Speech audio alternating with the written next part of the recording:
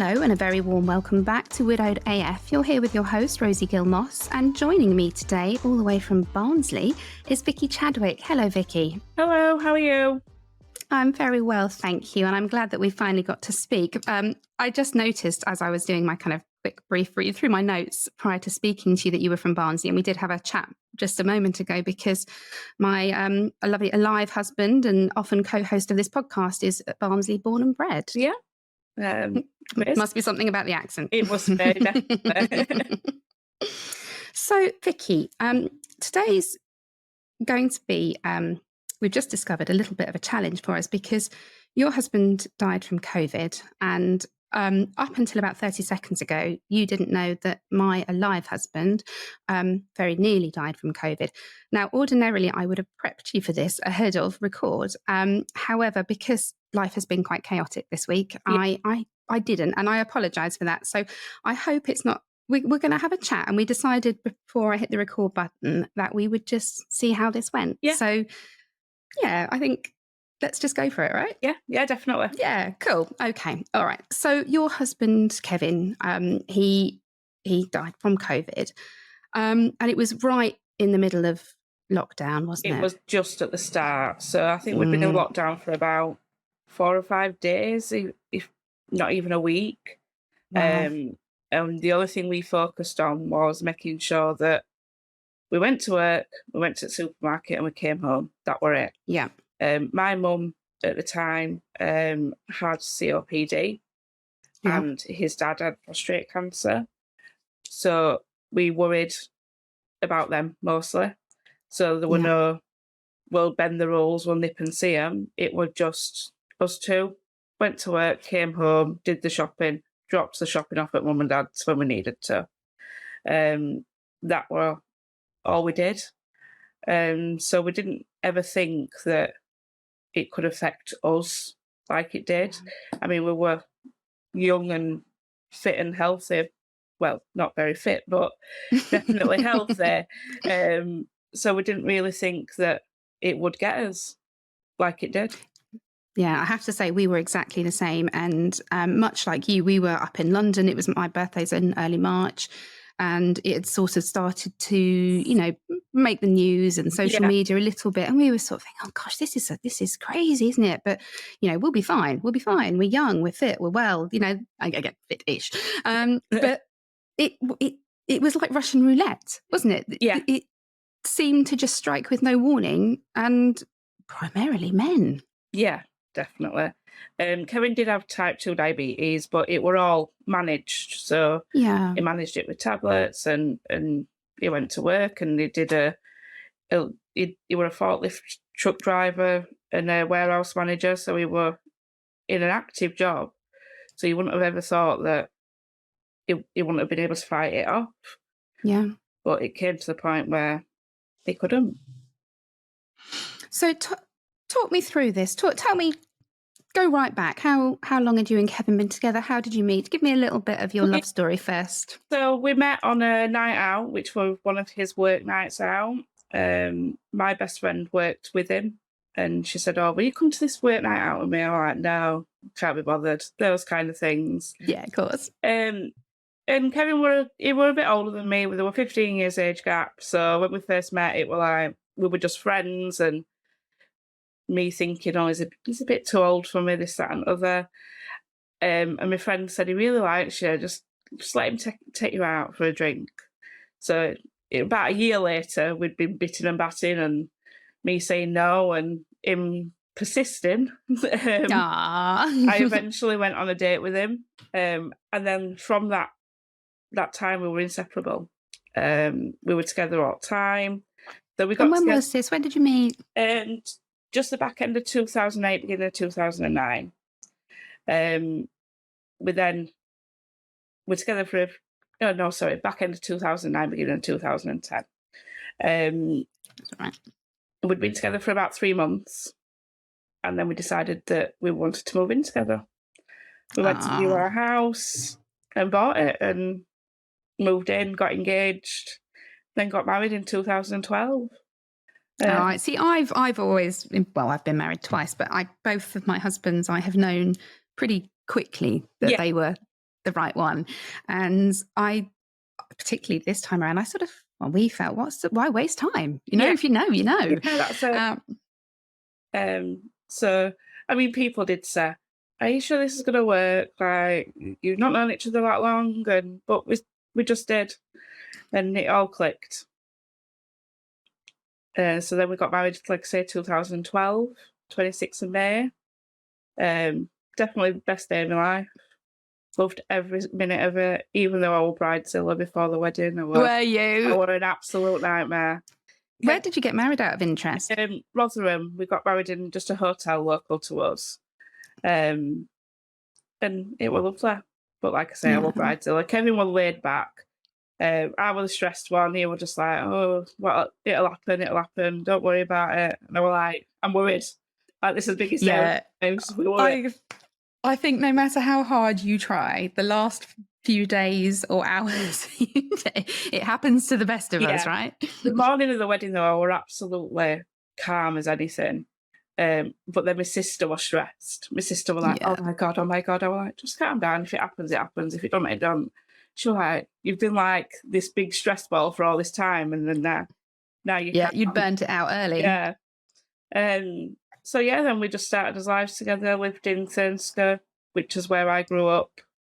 Um, yeah, I And always we mentioned on the mic just before we came on mic as well, because I just clarified with you whether you had any children together, and you said you don't. And the way you described this kind of bubble that you were in together, and it reminded me of a previous guest who, and it was just the two of them, and her husband yeah, died also from COVID. And this idea that you are, when it's just the two of you, people perhaps think that you don't have as much healing because you're not having to navigate small humans. You're not yeah, having to work about it's just you kind of thing.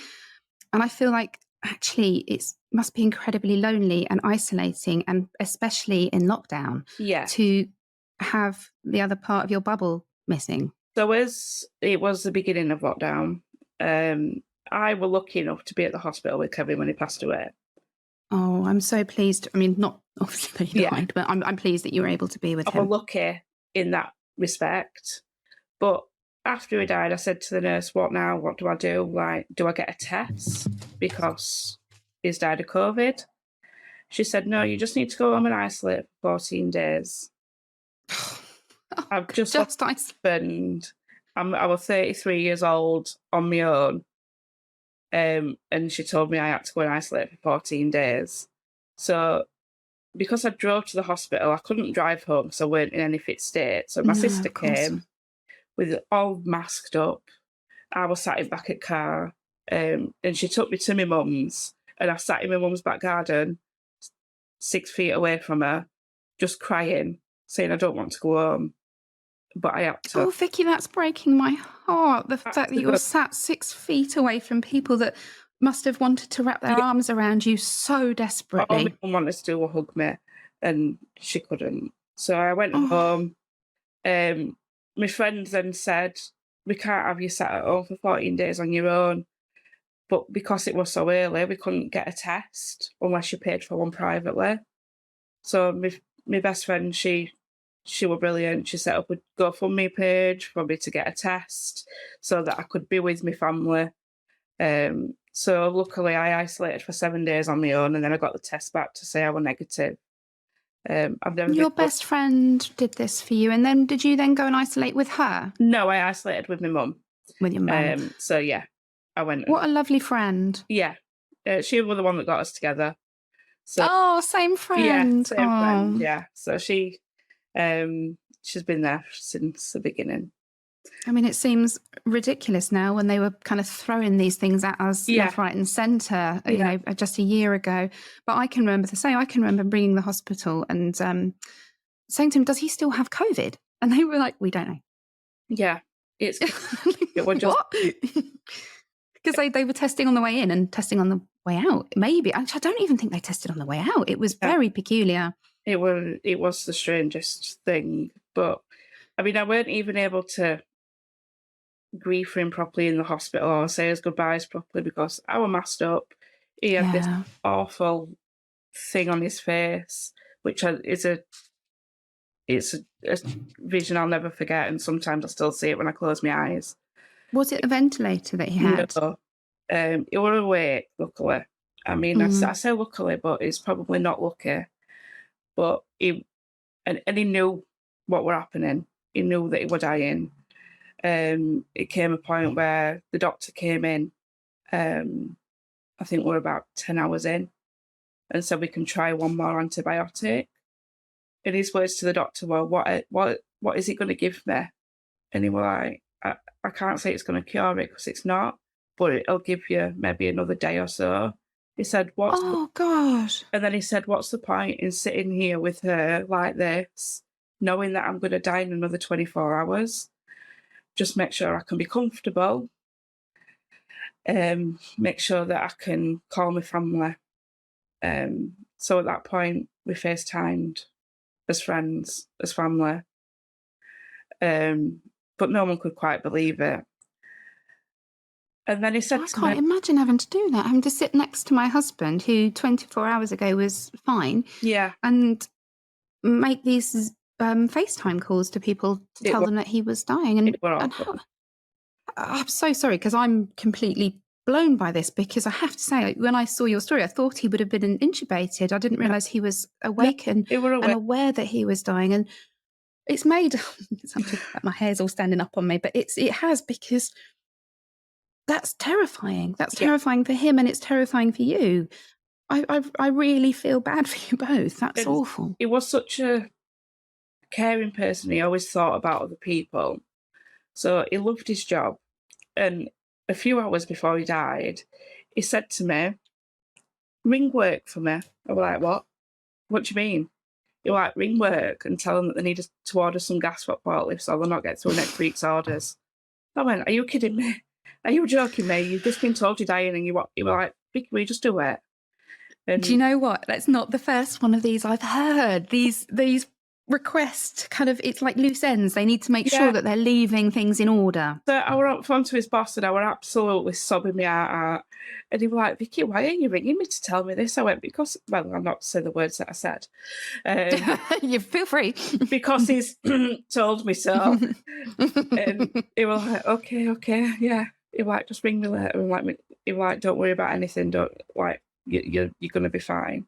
I'm like, I'm not going to be fine. No, I'm not going to be fine. And obviously then the call ended and I got back to him. And, well, it was just, it was surreal. Like, you look back at it now and I think it was like I was living in a soap opera. Like, Oh my God, yes. someone's dying and they give them like minutes to live. That's what I felt like. Yeah, absolutely. Broadchurch was around when Ben Yeah. died, and I can remember feeling like I was in some sort of parallel universe or some BBC drama. Yeah, And I kept thinking, is this what I'm meant to do? Do yeah, I do this? You can't quite compute that this is actually your life. yeah. And then obviously when I got home, well, when I got into my mum's garden, my sister were like, we're going to have to tell people. I was like, how do I tell people, Gemma? How do I do it? What do I do? She was like, this is probably not the most ideal thing to do, but you're going to have to put it on Facebook. I was going to say Facebook. He knows that many people. Yeah. And there's people that you probably wouldn't know to tell, but were friends with him, maybe it passed, because he was big on football when he was younger. He played a lot of like Sunday leagues and things like that. He did some coaching and stuff. So there was people from his past that I wouldn't have ever thought to ring. So I put it on Facebook. The next thing, my phone was just on fire near enough. I can imagine. Barnsley Chronicle were one at first in touch from area to say, can we do a story? How did you feel about that? At the time, I'm not going to say happy, that's the wrong word. I'm not sure of the word I'm looking for, but I was quite... Was it like a validation that somebody cared enough to want to talk about him? Because Yeah. the reason I asked was the press were interested when Ben died. Yeah. And I had a conflicting feeling because I was hounded a little bit initially. But then I had a friendship with a journalist anyway, local journalist. So we did something together.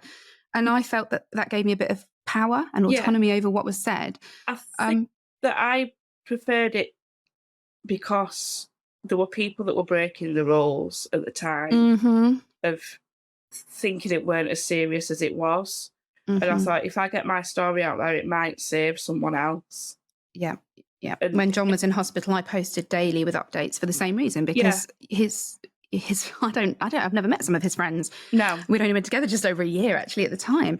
So I used Facebook, and I have mixed feelings about social media. I think most of us do, but I do think sometimes it does bring out the best. And in a yeah, situation like that, I suppose I felt supported and cared for. And I guess during lockdown, when when you you were low. can't physically see people, Yeah, you do lean into that. And I think it becomes quite a valuable resource, actually. yeah, definitely. Well, at the time it was um, FaceTimes and Facebook and things they were all we had. Yeah. Mm, And I mean, talking of Facebook, when it came to the funeral, obviously I could only have 11 people at his funeral, and we all had to social distance, which was the worst thing, the worst funeral I've ever done. Oh, Obviously, it was going to be the worst unbelievable. funeral I'd ever done anyway, Well, yeah. whether or not a million But you'd people. have quite liked a hug, yeah? And a Yeah, congregation full. yeah. And the morning of the funeral, the celebrant rang me and he said, "Vicky, I've got an idea." Um, and this was one of the first COVID funerals he'd done because we were so early on. An early Yeah, adopter. said, "Shall we stream it on Mhm. Facebook?" And I was like, "Oh, I don't know." And I said to my sister, "Shall I?" She said, "I think we should." Mm. So I think it got 5,000 views. Wow. Before it then got took down because of copyrights from music. But Oh, um, God. I downloaded it onto my phone and I've watched it. I must have watched it a million times myself. Probably Really? not the ideal thing to have on my phone, but But I don't know. Sometimes I think you've got to put yourself back there to make yourself feel the feelings, well, at the because start, I couldn't remember it. I couldn't no, remember I what don't remember Ben's. happened. I can't remember what was said. Um, and when I got home, I was like, I can't believe I've just done that. Yeah. Um, and we I'm not going to say that this was right, but we broke the rules a little bit, and my family were in garden, just so that No judgment. yeah. I mean, it weren't a party, but it was No. just my sisters and my nephew and my mum and my aunt who I were isolating with.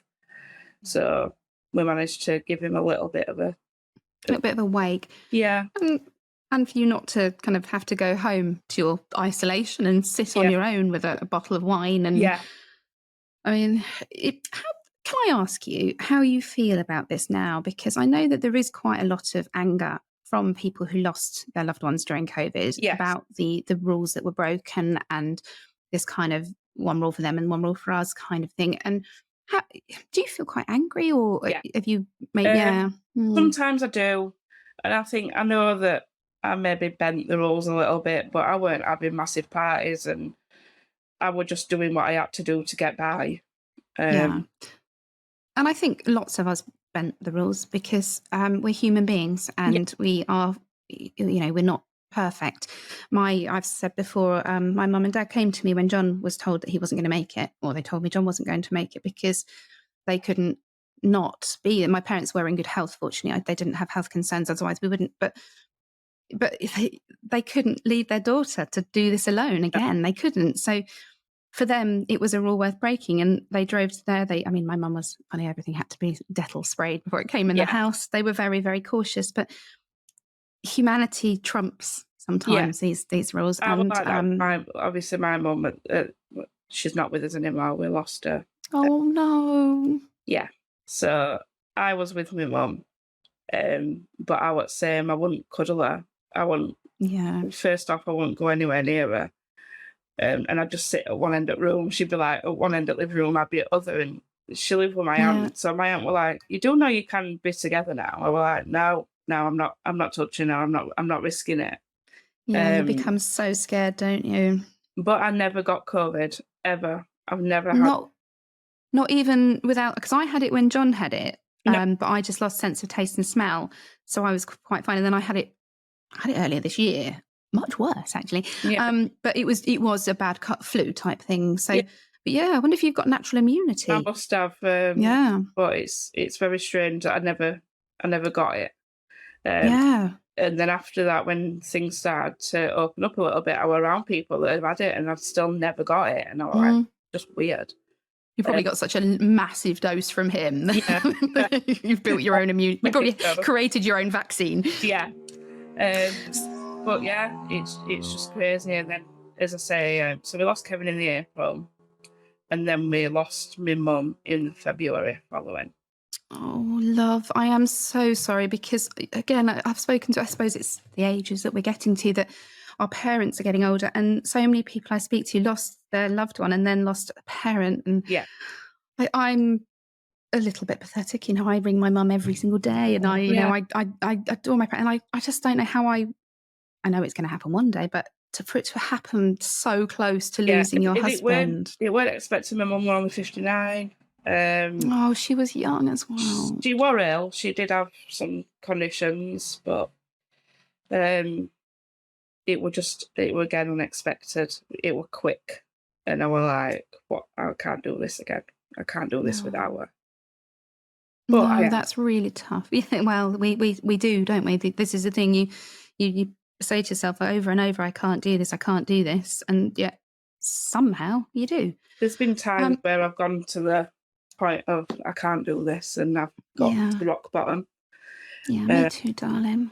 and ended up in hospital and done things that I shouldn't have done. Have you, sweetheart? I'm so Yeah. sorry, Um, but you know what? You are not alone. You are not alone. no.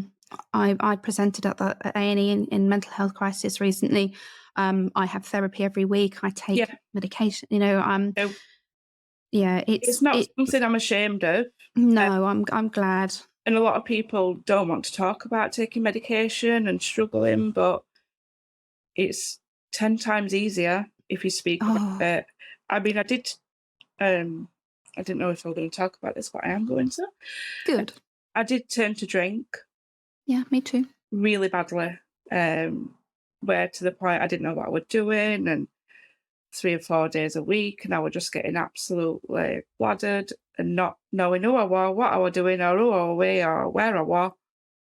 And about 8 weeks ago, I got into, well, it were 9 weeks ago on Saturday, I got into a very bad state, and I just went to my house. So the house that me and Kevin had, I can't bring myself to be there anymore, so I'm selling it. I've That's moved in. I've moved in with my aunt, who is absolutely amazing. Um, but I went to my house, which is completely empty, and I took a lot of tablets and ended up in hospital again. But from that point, I realised that that was rock bottom. And oh. 9 weeks now, I've not had a drink. Oh, congratulations. I'm nearly 18 months sober myself. Brilliant. So Well, I too drank for oblivion. I drank yeah. to I didn't know my own name, and Mm. it is incredibly accessible. It's encouraged. People will actively encourage it.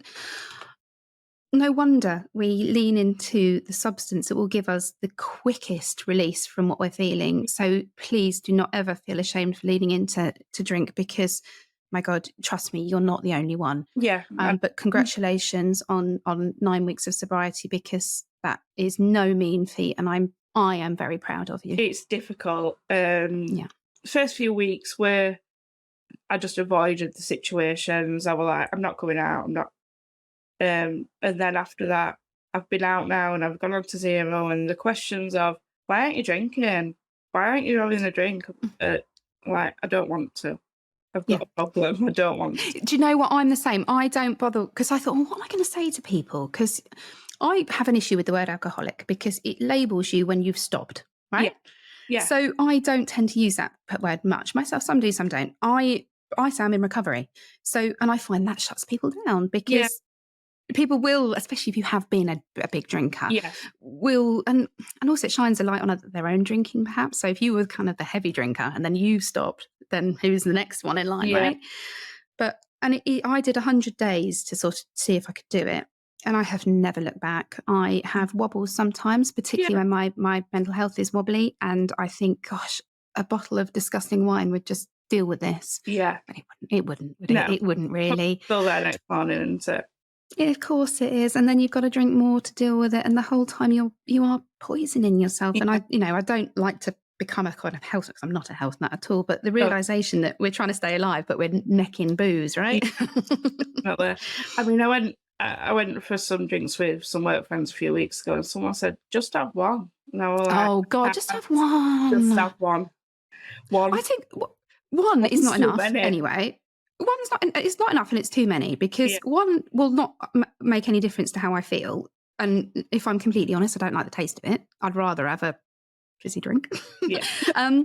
So essentially, what they're saying is, you need me to have a drink so Yeah. that you feel more comfortable. Because who has one drink and enjoys? Like, if you love Yeah. beer, maybe, but I think it's a very peculiar. Yeah, and a couple of people, not my close friends, have sort of gone, "Oh, No, come not my on, you can have one." It's and then I did react, and I said, "If I were a drug addict, would you say just have one?" Yeah, exactly. And I know, I mean, things like the school sports day, they sell Prosecco, Yeah. right? They sell it at trampoline parks. They're not doing lines of cocaine and No. needles, but it is equally as addictive and damaging to certain people. Many people can use alcohol safely and have loads of fun with it, and lucky bastards. But for people like you and I, it just isn't an option. Not fun. It's oblivion or nothing. I wake up next morning thinking, "How did I get home?" Yes. What I did I upset? remember. What have I said? And checking your phone. I used to delete my messages whilst I was drunk, so I wouldn't even know what I'd sent. Yeah. Or messages off your friend saying, "I can't believe what you've done." And you'd be Oh no. like, The worst one actually was, we're now just discussing drinking stories, but it was quite close to finishing, and we'd gone to a birthday party of one of John's former business partners. And it was quite a big do, and everybody was looking fancy, and I had to be kind of basically carried out at 9:00. And I mean, I can't believe I'm revealing this. I was sick in the bed, and I texted him in the morning. I said, "Where are you?" And he said, "I'm in the annex." And I said, what I always used to ask, "Was I all right last night?" And he would always just say, "Yeah, fine." And I got, "Not really." But it's that I still cringe with the shame of it. And I'm learning to let that go, because it is an incredibly addictive substance, and we were very vulnerable. Yeah. That were it. Yeah. I mean, I can't count how many bottles of wine I got dropped off just off Kevin down. Yeah, The exactly. doorstep drop were always a bottle of wine or a bottle of gin or, And it feels like if you watch a TV show or something and somebody dies or something terrible happens, what do? They buy a drink, right? Yeah. And I thought I would lose so much of my identity when I stopped, but I realised that I actually found out who I really am. Yeah. Warts and all, I hasten to add. But I think it's going to change your life. I think you're going to really be, and I'm really glad that you spoke openly about taking an overdose, because that's incredibly brave. And I speak to people in this job who've lost their partners to suicide, and it's one of the most common conversations I have, which breaks my heart. And I know that low. I know that low. Yeah. I have kids, and I don't know. I don't know. But to feel so frightened and so desperate that the only way that you can even access any help would be to do that, it breaks my heart, because you shouldn't have to get to that point. And people say to me, "Oh, but you've got so much. You've got a good job. You go on holiday all the time. This, that, other." But I've not got what I had. Matter. And mental health doesn't discriminate. Why do famous millionaires have mental health problems? Yeah. Why do people like us? Because on the surface of it, yes, I'm grieving still for Ben, but I have a very nice life now. I'm on the surface. Not on the surface, that sounds like it's really terrible. It's not. It's lovely, but to the kind of casual observer, and I don't seem like a candidate for mental health problems or anxiety. And I think we are thankfully talking about it more, because almost every time I mention it to somebody, they're like, "Oh yeah," or this happens, or we're all just treading water underneath, aren't we? I'm very open about it, and I'll discuss it. And sometimes I think it might make people feel a bit uncomfortable when I do discuss it, but who cares? Yeah. It's like when you tell people that your partner is dead. I really felt uncomfortable dropping that bomb, Then I started doing it for sport, have to get your kick somewhere. And now I'm a little bit more choosy about what I say, Yeah. because I felt this huge obligation to sort of blurt everything out every time I spoke. It's to give them all the information, Yeah. and as time goes on, I realise they don't necessarily need it. I have gone through a stage where I found it as like dark humour. Yeah. Oh, dark humour's the best. It's it. Someone at work will say, "Vicky, you can't say that." I'm like, why? Yeah, this is sometimes you forget that you're out in the wild and you say Yeah. something because you're so used to saying it to your friends. Yeah. You see someone's face and you're like, I think one of the girls a few weeks ago said, "Oh, me and my partner we're not speaking." I went, "Oh well, I've not been speaking to Kevin for 3 years." Yeah. And then your face is around other people that are there. You're like, "Oh, I shouldn't have said that." Yeah, I know. And as I said to somebody, "Oh, well, I'll get my my husband to do it." I went, "The alive one, not the dead one, obviously." And they just looked at me like. And yeah, to be honest, how John and I met, we sort of and we must have both commented on something on Way, and shared the same humour because you're active in Way, aren't you? Yeah, I am. Yeah. And tomorrow I am going to Paris with 2 of the girls I met in Way. Are you on a jolly? Yeah, we're off on as jollies. How wonderful! We met. Rachel lives in the next village to me, which we never knew. We've never seen each other before. No way. And Amy lives just a little bit away from us. But yeah, we meet up once a month. I've never been to a Way event, but I've met Amy and Rachel through it, and we do everything. We do quite a lot together. We've got a group chat, and it's not very often that we go without speaking to each other every day. I love it. It was just what we needed. Yeah, absolutely. I still have my group chat from the beginning. It's changed a bit. And Lulu is my best friend who I met through Way. So it's an incredible network for people, isn't it, to find support. I found I left Way because I felt my time had come to an end within it. And I don't know whether that was the right move or not, but I don't know. I still have a lot of affection for it and the people in it, and I advocate for them and recommend them to everyone. Brilliant for the start, like when you're starting in this horrible journey. But what tends to happen, I find, is the offshoot groups, and you find as we call them, your tribe, don't you? That's what we are. We call ourselves Widow Club. That's Widow Club. Chat. My friends will say, "Where are you going this week?" I'm off with Widow Club. Yeah, Widow Club.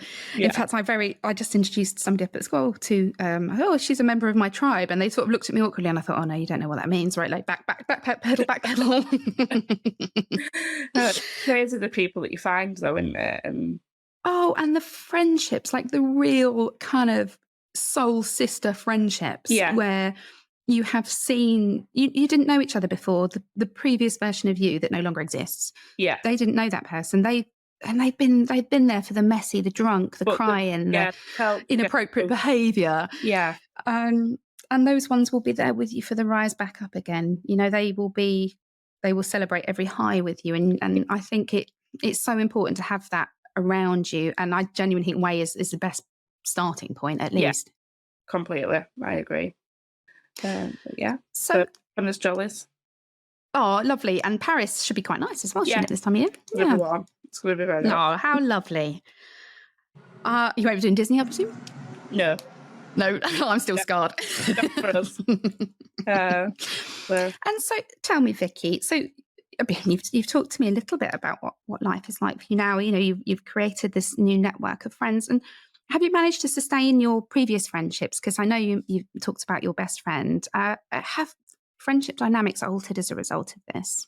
My older friends that I were friends with before Kevin, and showing Kevin, are still there. There's not many of us, but there's a few of us. The couple of friends that we had, the dynamics changed a little bit. We don't see each other as often. And it's a bit sad, really, because I'd like to, but sometimes I think they don't know how to be with you. Yeah, and I think it's that sometimes people don't know what to do, so they do nothing, which is kind of the worst thing to do. Yeah. I've spoken previously, kind of grand gestures that were offered, buy a bigger table. You and your family will always have somewhere for Christmas, Sunday lunch, and Yeah. never happened. And I think you're right. I think people don't quite know what to do with you, because where do you fit? Yeah. Because You're you're not not anymore. single, but you're No. not in a couple, and you might be a bit sad, so you might bring the mood down. Risky, might get drunk, might make a fool of yourself. So Yeah. you become a bit of a hot potato. Yeah. That's it. Yeah. No one knows what to do with you. No, no. And you said that you were working. Did you manage to go back into the same job? No, I did for a little bit, but I realised that I hated the job, and I don't know why I Fair was. enough. So I thought, let's look for a new job. Yeah. So It can prompt you to make some big choices, can't it? yeah, I went back for a little bit, and I worked from spare bedroom, and I thought, I hate this. I can't stand this job. So I went back, and I was sick for quite a while. And then Mum died. So I was like, right, I need to now decide what I want to do. Yeah. What do I want to do with my life? And I found the job that I'm in now. I'm a customer service team leader for a coach company, and I absolutely love it. Wonderful. And I've also got a fellow widow friend at work, which... Oh, have you? We knew each other anyway. So she used to be my summer consultant years and years ago. And she lost her husband just after Kevin. And we were texting one day about she hated her job. And I was like, the best thing I did was change jobs. But I never actually told her where I worked or what I did. And then a few days later, she walks into the office and I'm like, what are you doing here? She was like, what are you doing here? I said, I work here. So it was I like this. And we were good friends anyway. We spoke before, but it's sometimes nice that when you're having them low days at work and nobody knows what to do with you, you've got someone that knows what the situation is. And somebody that you can have a bit of dark humour with, I hope, as well, because that does keep you sane. Yeah, definitely does. Sometimes it's too much, but we still... Well, yeah. And I mean, dare I ask you whether sort of dating is something that you might consider, or you're thinking about? It. I've not thought about it. I'm up and down with it. I don't know what to do. Yeah. But I think I'm getting to the time where I need to move forward with my life. So just put your head above the parapet a little bit and see what's out there. Yeah, it's a very different. Scary. Yeah, it's a lot different now. You can't just meet someone. Oh God, I know. We predate this whole Tinder and whatever. But I'm a big believer in love. I believe in love. I believe that we all deserve to be loved. I don't necessarily think that means being in a romantic relationship. I think some people are perfectly happy not being in a romantic relationship. But I think if you get the chance, I think everybody should grab it. But that, I'm an old romantic, really. Me too.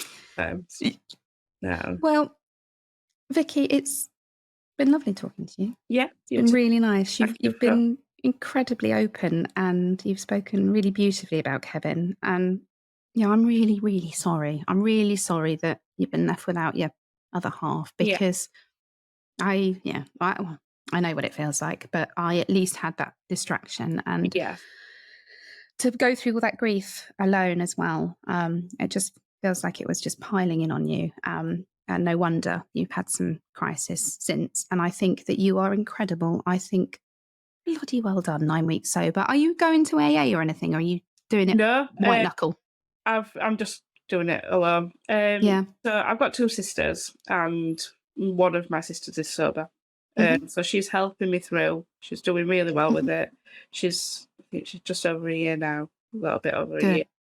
And you can always text me as well, because that's what you do in recovery. You help other people. You throw them that rope and help them get back out again. I didn't do AA. I tried it a few years ago, actually, because I've always had a little bit of a problem with alcohol. And I didn't like it. I felt it was very male. I don't believe in God. I found that very weird, the idea of surrendering yourself, whereas I'm much more about taking responsibility for yourself. And and so it wasn't for me. But my dad has been in AA for 25, 30 years. So for him, it's been brilliant. Yeah. I used an app because I really liked tracking how much money I was saving. And I am sober app. Yes, that's the exact one. Yeah. Well, yeah. Yeah, and I just immersed myself in sober literature and podcasts, so I can recommend a couple to you if you Yeah, want. brilliant. Thank you. And I think what you realise is actually sobriety is kind of cool now. You Yeah. know, it's no longer something to be like nerdy about. I think I feel cooler. I think it's cool that I can go to concerts and have a Diet Coke or a Yeah. water. And enjoy it. Yeah, and I become much more selective of who I spend time with because I'm not, I can't numb them with booze anymore. Ah, but yeah, Anyway, a fantastic support network. So I did mention that I live with my aunt, and she's brilliant. She cared for my mum when she was ill, and then obviously I then came to stay, and she looks after me very much. So I'm very lucky oh, to have her. what's her name? Pat, my auntie Pat, Thank you, Auntie Pat. and I've got And other auntie Pam. She's the same. She looks after. oh, you can't leave her out. You can't have Pat and not Pam. That'll cause dramas. And Charlotte, the sisters, which are absolutely amazing. So I am so pleased. I love it when my guests have got a good support network because we Yeah. know how important that is. yeah, I'm very lucky to have the people that I've got around me. And they're very lucky to have you still around Thank you. because and sometimes you need to hear that. Yeah. Well, Vicky, I know that our listeners are going to be really touched by your story, and I have been. John's actually not here, as you know, so he will be when he listens to it. He finds the COVID ones always difficult, but I'm very grateful to you, and I feel very privileged to have met you. And please do stay in touch. And Yeah. all right, you take care, Vicky. Thank you so much. Speak to you soon. You're welcome, darling. Thank you. And everybody else, you take care of yourselves. We'll be back on Friday.